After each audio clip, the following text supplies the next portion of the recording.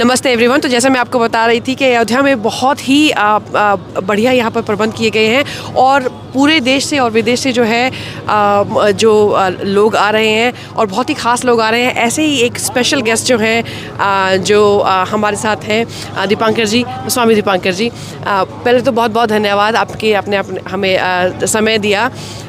कैसी भावनाएं हैं अयोध्या की जो आज की जो एक वो वाइब्रेशन बनी हुई है, डिवोशनल वाइब्रेशन कुछ और ही है, उसके बारे में आज का माहौल? मैं समझता हूँ कि दिव्य अयोध्या, भव्य अयोध्या, नव्य अयोध्या, ये अयोध्या तैयार है नए कलेवर के साथ, नए जेवर के साथ और नए तेवर के साथ प्रभु राम का स्वागत करने के लिए। मैं समझता हूँ कि ये 500 सालों की प्रतीक्षा, 500 सालों का संघर्ष, सैकड़ों आए निष्कर्ष, ये उनकी प्राण प्रतिष्ठा है। और मैं समझता हूँ कि यहाँ प्रत्येक चलने वाला खड़ा व्यक्ति कैमरा लिए खड़े हैं, 50 लोग इर्द गिर्द आ जा रहे हैं, इन सब के भीतर राम धड़कन बनकर धड़कते हैं, इसीलिए ये लोग राम की पेड़ी पर भटकते हैं। यही मैं समझता हूँ। तो मैं समझता हूँ कि राम को जीने के लिए हर व्यक्ति यहाँ पर आ रहा है और हर व्यक्ति को आना ही चाहिए।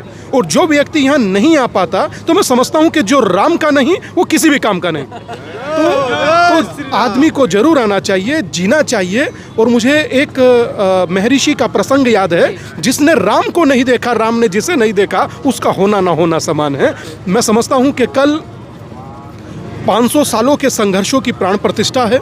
जो कार सेवक इसी सरयू में आहूत हो गए, उन गए हुए प्राणों की प्राण प्रतिष्ठा है। और एकमात्र पूरे दुनिया में देश है भारत जो पत्थर में प्राण डालता है।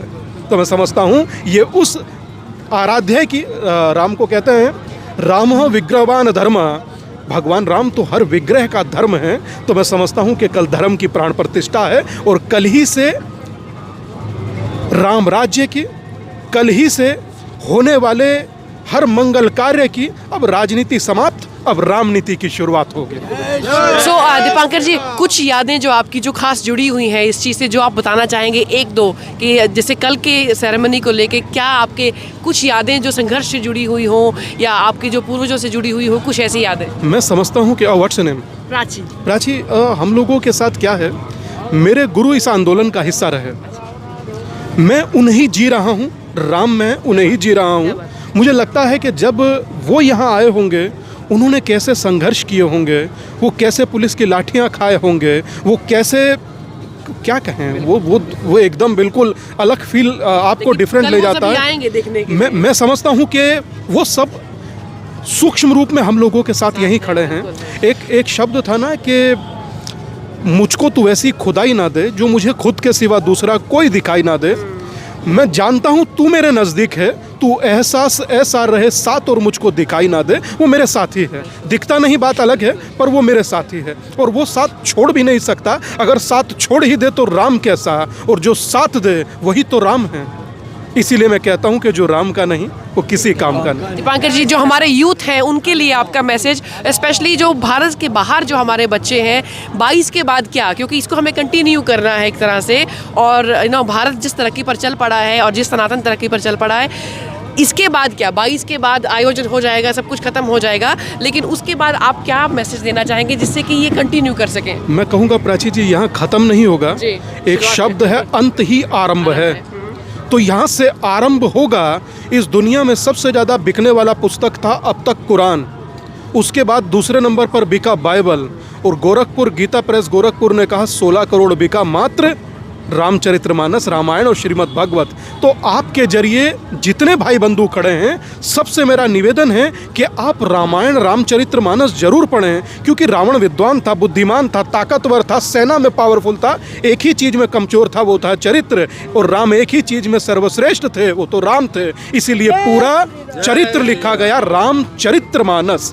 तो आप, मैं समझता हूँ कि स्टडी जरूर करें, पढ़ें जरूर, दुनिया को जिए। मतलब मैं समझता हूँ कि सोशल मीडिया से और व्हाट्सएप की दुनिया से बाहर एक बहुत प्यारी दुनिया है, जिसे ये एक छोटा सा, इधर आइए, इधर आइए, ये आप आइए, इधर आ जाइए। ये हैं इस देश के अनुभव, ये हैं इस देश के फील। और यही लोग इस दुनिया को जिए हैं। ये माता खड़ी हैं, आप इनकी अवस्था पर मत जाइए। इन आँखों ने बहुत कुछ देखा होगा। मैं समझता हूँ कि यही सब लोग हम लोगों की धरोहर हैं, और जो लोग राम को सम्मान करते हैं वो सब अपने पूर्वजों का सम्मान करें। अगर आज पूर्वज नहीं थे तो हम ना होते।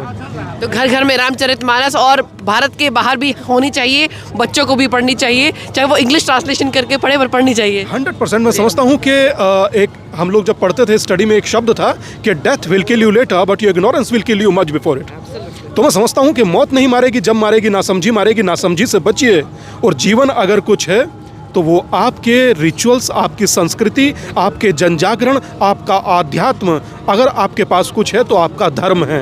और मुझे याद है श्रीमद् भगवत गीता अध्याय नंबर 4 श्लोक नंबर 13 पन्ना नंबर 176, चातुर्वर्ण मया सृष्टम गुण कर्म विभाग्यशः। आज आप यहाँ जितने लोग देख रहे हैं इनकी कोई जाति नहीं है, सिर्फ हिंदू हैं। जय श्री राम। जय श्री राम। जय Shri Ram. Thank you, Dipankar ji. Thank you for your time and thank you for such a beautiful message. This is going to go a long way. Thank you very much. Thank you so much.